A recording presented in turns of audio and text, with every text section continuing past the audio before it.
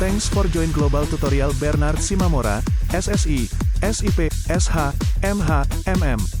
Subscribe, like, and share. Selamat mengikuti. Mata kuliah, Administrasi Pertanahan. Topik ke-42 dari 80 topik. Pelaksanaan Land Reform di Indonesia, bagian kedua. Tanah di beberapa daerah. Yang dimaksudkan dengan daerah ialah daerah tingkat 2.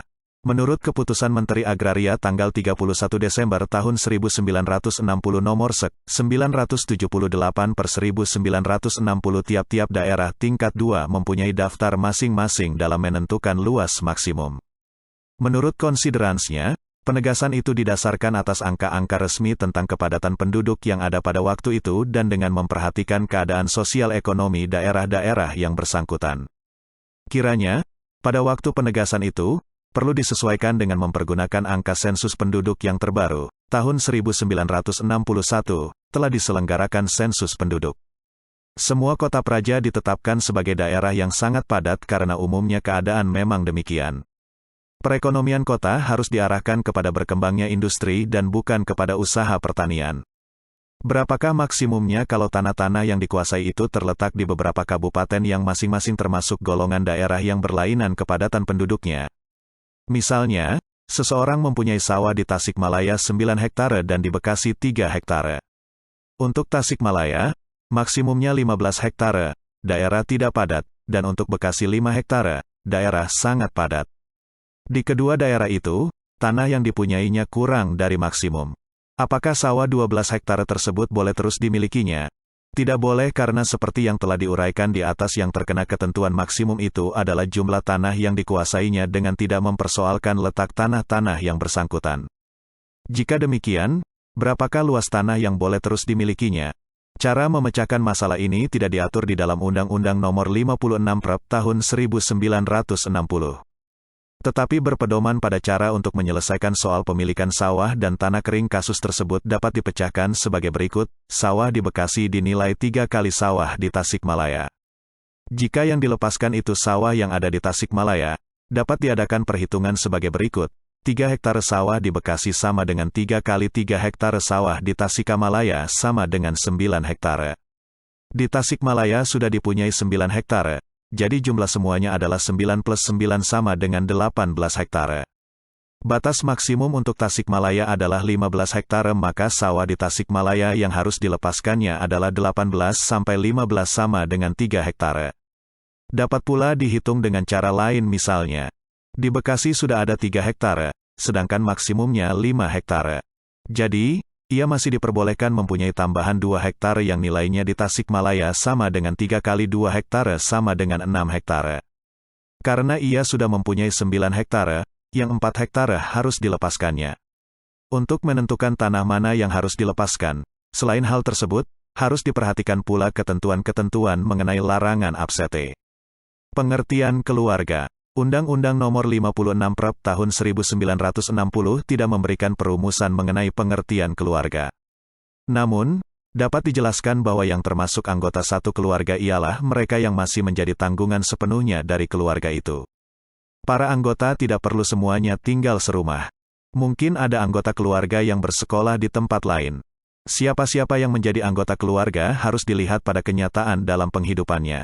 Sebaliknya, orang yang bertempat tinggal serumah belum tentu merupakan anggota keluarga kalau ia tidak menjadi tanggungan keluarga itu. Dalam penjelasan pasal 17 UPA, dijelaskan pengertian keluarga, yaitu sebagai suami istri serta anak-anak yang belum kawin dan menjadi tanggungan dan jumlahnya berkisar 7 orang, baik laki-laki maupun wanita dapat menjadi kepala keluarga. Untuk menghindarkan keraguan dalam melaksanakan ketentuan pasal 1, yang dimaksud dengan keluarga ialah sekelompok orang-orang yang merupakan kesatuan penghidupan dengan mengandung unsur pertalian darah atau perkawinan. Apakah seseorang yang beristri lebih dari satu itu berkeluarga satu atau lebih dari satu? Dalam peraturan tersebut, tidak diberikan penjelasan. Hal yang menentukan adalah kenyataan dalam penghidupannya dan bagaimana pendapat umum di daerah yang bersangkutan. Kalau masing-masing istri serta suami bersama itu pada kenyataannya merupakan kelompok sendiri dalam penghidupannya, misalnya tinggal di tempat yang berlainan dan mempunyai sumber nafkah sendiri-sendiri, hal itu dianggap sebagai satu unit keluarga. Jumlah anggota keluarga ditetapkan 7 orang, termasuk kepala keluarga, bisa laki-laki atau wanita. Menurut memori penjelasan pasal 2, jumlah 7 orang itu adalah rata-rata keluarga Indonesia sekarang. Penetapan maksimum didasarkan atas dasar keluarga yang beranggotakan 7 orang itu. Bagaimanakah jika jumlah anggota suatu keluarga melebihi 7 orang? Bagi keluarga itu, luas maksimum untuk setiap anggota keluarga yang selebihnya dari 7 ditambah 10%, tetapi jumlah tambahannya tidak boleh lebih dari 50%, sedangkan jumlah tanah pertanian yang dikuasai seluruh anggota keluarga tersebut tidak boleh lebih dari 20 hektare. Tidak dipersoalkan apakah tanah yang dikuasai itu berupa sawah, tanah kering, atau sawah dan tanah kering. Orang-orang atau kepala keluarga yang anggota keluarganya menguasai tanah pertanian yang jumlah luasnya melebihi luas maksimum wajib melaporkan hal itu kepada Kepala Kantor Pertanahan Kabupaten, Kota yang bersangkutan dalam waktu yang ditentukan. Jangka waktu itu tergantung dari daerahnya, tetapi sekarang sudah lampau semua. Kewajiban lapor itu disertai sanksi yang diatur dalam pasal 10 yang berupa hukuman kurungan selama-lamanya 3 bulan atau denda sebanyak-banyaknya Rp10.000. Selain sanksi pidana, ditentukan pula bahwa jika terjadi tindak pidana yang berupa pelanggaran pasal 3 tersebut, tanah yang selebihnya dari batas maksimum jatuh pada negara tanpa ganti kerugian berupa apapun, yaitu jika tanah itu semuanya milik terhukum dan atau anggota keluarganya. Dalam hal itu, ia diberi kesempatan untuk mengemukakan keinginannya mengenai bagian tanah yang akan diambil oleh negara. Jatuhnya tanah tersebut kepada negara berlaku karena hukum, itu artinya tidak memerlukan putusan hakim, yaitu setelah ada keputusan pengadilan yang mempunyai kekuatan untuk menjalankan yang menyatakan bahwa benar terjadinya tindak pidana yang merupakan pelanggaran pasal 3 itu. Larangan mengalihkan hak atas tanah. Pasal 4 Undang-Undang Nomor 56 Prop 1960 menyatakan bahwa orang atau anggota keluarga yang memiliki tanah pertanian yang jumlah luasnya melebihi maksimum dilarang untuk memindahkan hak miliknya atas seluruh atau sebagian tanah tersebut, kecuali dengan izin Kepala Kantor Pertanahan Kabupaten, Kota yang bersangkutan. Peralihan karena pewarisan tanpa wasiat tidak termasuk dalam pengertian memindahkan hak milik. Hal ini karena pengertian memindahkan memerlukan perbuatan yang sengaja ditujukan untuk beralihnya hak milik yang bersangkutan.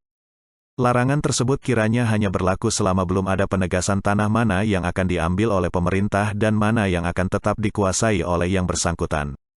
Sementara itu, perlu diadakan peraturan izin pemindahan hak untuk mencegah jangan sampai yang dipindahkan adalah bagian-bagian tanah yang sebenarnya akan diambil oleh pemerintah.